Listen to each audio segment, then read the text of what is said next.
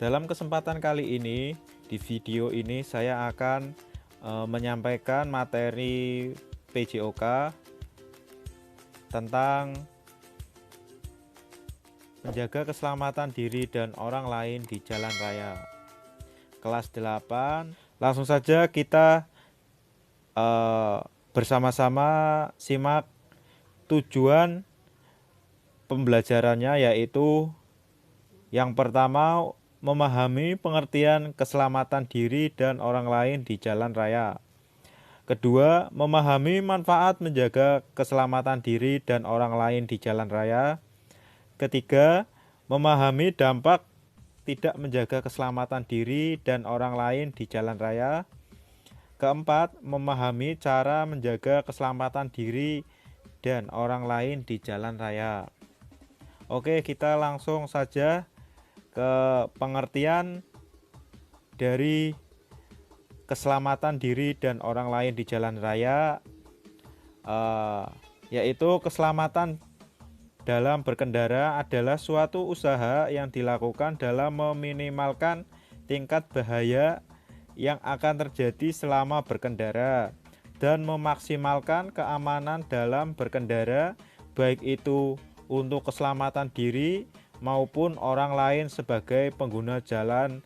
Jadi bisa disimpulkan, keselamatan dalam berkendara juga suatu upaya mengurangi kecelakaan dengan memperhatikan faktor-faktor penyebab kecelakaan seperti sarana prasarana, faktor sekeliling, manusia, dan rambu-rambu atau aturan-aturan.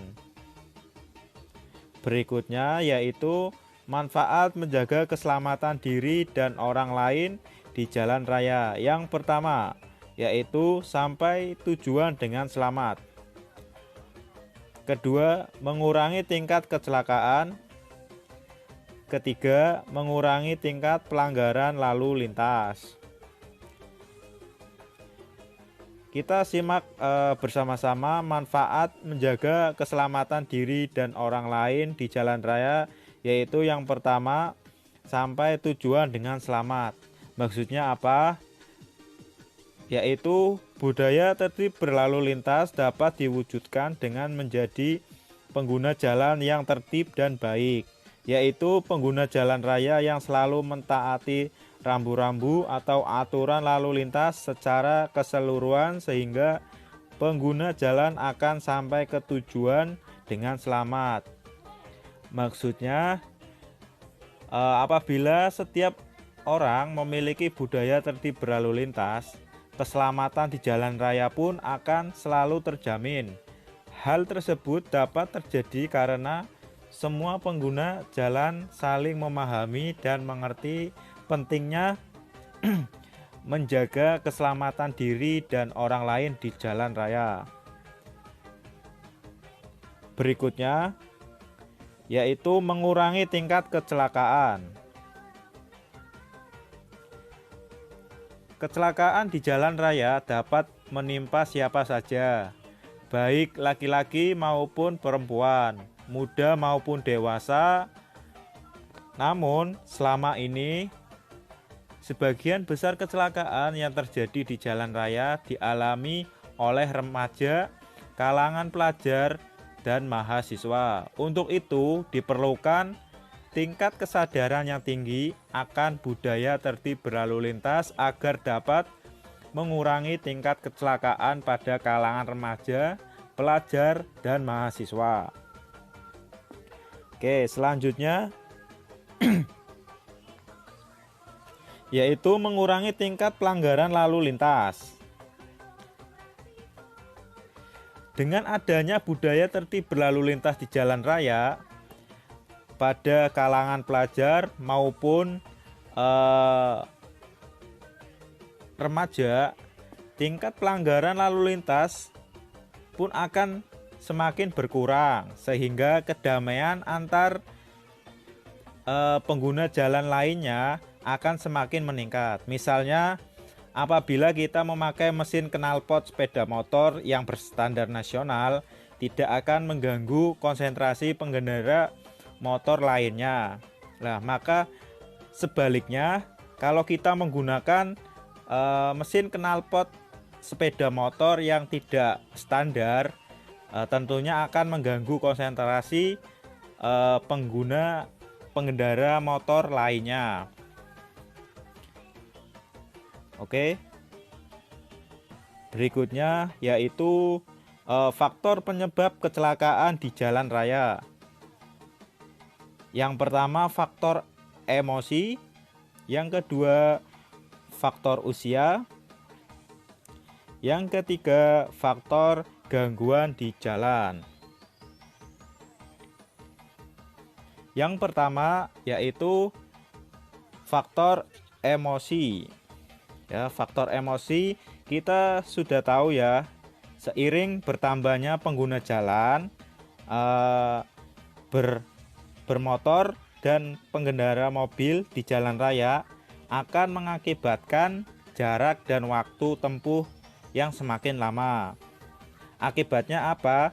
Sesama pengendara tidak bisa sabar, saling berebut dan kebut-kebutan di jalan raya agar cepat sampai ke tempat tujuan. Bahkan pengendara seringkali melakukan pengereman mendadak sehingga bertabrakan pengendara yang berada tepat di belakangnya. Klakson pun juga dibunyikan dengan tujuan agar pengendara lain memberikan ruang untuk mendahului. Hal tersebut merupakan kejadian yang biasa kita jumpai di jalan raya, namun sering membuat pengendara lainnya emosi. Berikutnya yaitu faktor usia. Faktor usia merupakan salah satu faktor yang sangat berpengaruh bagi pengendara sepeda motor dan pengendara mobil dalam menghadapi berbagai situasi yang sering terjadi di jalan raya. Misalnya, anak yang belum cukup umur, yang belum memiliki SIM atau surat izin mengemudi, memberanikan diri untuk mengendarai kendaraannya di jalan raya dengan ugal-ugalan, kebut-kebutan, dan tidak memikirkan keselamatan diri dan orang lain. Selain itu, pengendara motor atau pengendara mobil yang sudah lanjut usia juga sering semaunya sendiri dalam berkendara. Tidak dipungkiri, pengendara lanjut usia memang jauh lebih mengerti tentang kemampuannya dalam berkendara, namun kemampuan tersebut tidak sebanding dengan kemampuan psikomotor mereka. Hal ini disebabkan ada penurunan fungsi pada pengendara, fungsi otak pada pengendara yang sudah lanjut usia. Akibatnya apa? Kita sering menjumpai pemudi atau pengemudi yang sudah lanjut usia. Sedikit dari mereka yang mengemudikan kendaraannya dengan kecepatan yang lambat sehingga menyebabkan pengendara lain tidak dapat mendahului mereka. Oke, next. Yang berikutnya yaitu faktor gangguan di jalan. Ada banyak faktor gangguan di jalan raya yang sering kita jumpai secara tiba-tiba. Misalnya, kendaraan lain yang tiba-tiba mendahului dari belakang, pejalan kaki yang secara tiba-tiba menyeberang tidak menggunakan jalur khusus atau zebra cross, hingga hal-hal yang tidak terduga lainnya seperti pohon tumbang dan kondisi jalan yang rusak atau berlubang. Berikutnya yaitu cara menjaga keselamatan diri dan orang lain di jalan raya. Yang pertama sebagai pejalan kaki, yang kedua penumpang angkutan umum, yang ketiga pengendara kendaraan pribadi. Ada beberapa cara menjaga keselamatan diri dan orang lain di jalan raya, di antara sebagai pejalan kaki. Yang pertama, berjalan di trotoar. Jika tidak ada trotoar, hendaknya berjalan di tepi jalan secara hati-hati. Berikutnya, menyeberang jalan di jembatan penyeberangan. Apabila tidak ada jembatan penyeberangan, kamu bisa menyeberang di zebra cross atau dekat lampu lalu lintas. Berikutnya, melihat ke kanan dan ke kiri sebelum menyeberang jalan. Jika tidak menyeberang di dekat lampu lalu lintas. Berikutnya, tidak bercanda atau bermain dengan teman di jalan raya. Berikutnya yaitu sebagai penumpang angkutan umum. Yang pertama, jangan naik atau turun kendaraan saat angkutan umum masih berjalan. Tunggulah sampai angkutan berhenti total. Berikutnya, jangan berebut untuk naik ke dalam angkutan umum. Utamakan memberi keselamatan terlebih dahulu penumpang yang hendak turun. Yang berikutnya yaitu jika angkutan umum khususnya bus masih kosong, tidak penuh dengan penumpang, duduklah dengan kursi yang sudah disediakan. Namun jika penumpang yang duduk sudah penuh, berdirilah dengan berpegangan pada alat pegangan tangan yang ada di dalam bus. Berikutnya, penumpang wajib menunggu bus di halte tempat pemberhentian angkutan umum atau bus yang sudah disediakan.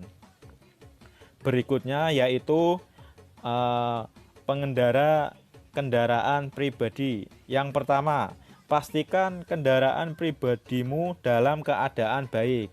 Sebelum memulai perjalanan, hendaknya mengontrol seperti ban, rem, oli, gas, kopling, dan ban serep, serta membawa peralatan bengkel sederhana. Kalau misalnya di rumah ada peralatan bengkel yang sederhana, sebaiknya kalian bawa agar ketika ada hal-hal yang tidak kita inginkan seperti ban bocor untuk mobil, kita bisa menggantinya dengan ban serep yang kita bawa. Berikutnya, jangan lupa membawa surat-surat kendaraan seperti SIM dan STNK. Jadi kalau misalnya di dalam perjalanan kita ada operasi dari kepolisian, kita bisa melihatkan SIM dan STNK-nya. Berikutnya, memakai helm untuk pengendara sepeda motor dan memakai sabuk pengaman untuk pengendara mobil. Hal ini penting kita patuhi agar keselamatan kita terjamin dalam berkendara.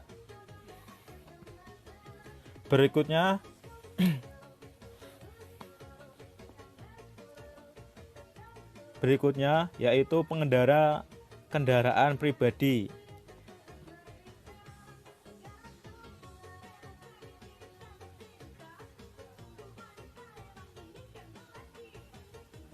Berikutnya yaitu pengendara kendaraan pribadi. Pastikan kendaraan pribadimu dalam keadaan baik. Sebelum memulai perjalanan, hendaklah mengontrol ban, rem, oli, gas, kopling, dan ban serep, serta membawa peralatan bengkel sederhana. Tujuannya apa? Ketika kita di dalam perjalanan ada hal-hal yang tidak diinginkan seperti ban bocor untuk mobil, kita bisa menggantinya dengan peralatan bengkel sederhana untuk memasang ban serep yang kita bawa.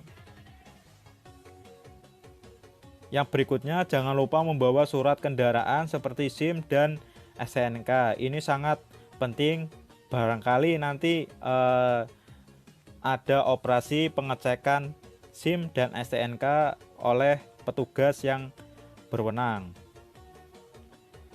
Berikutnya, memakai helm untuk kendaraan sepeda motor dan memakai sabuk pengaman untuk pengendara mobil. Berikutnya, mematuhi rambu-rambu dan peraturan-peraturan lalu lintas. Berikutnya, jangan menyetir dalam keadaan mengantuk, lelah, mabuk, dan sakit. Yang terakhir, hindari memegang ponsel saat menyetir.